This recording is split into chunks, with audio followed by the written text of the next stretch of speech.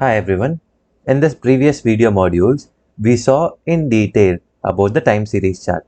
In this video, we'll see a variant of this time series chart, which is the sparklines. There is only one difference.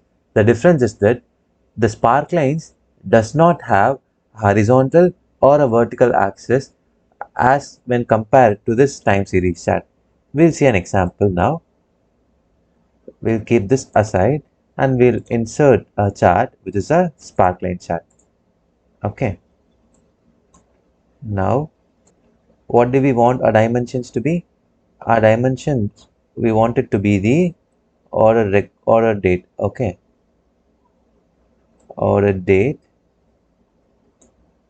And instead of daily level data, we need to have it as a year quarter. Okay. We'll just try to compare between the line series chart and the sparklines chart. Okay. And we will break down it based on the category, and the metric we want is the sales, not the record count. Okay, we have it as the sales. See, now you could see exactly the same. So the time series chart and the spark lines are exactly the same, except that this spark line does not have either a vertical axis or horizontal axis.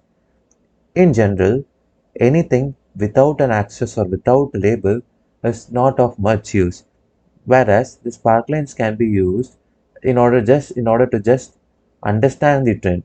There is an upward trend overall, so only that can be inferred, and when we need to show only the trend, then we can use the sparklines.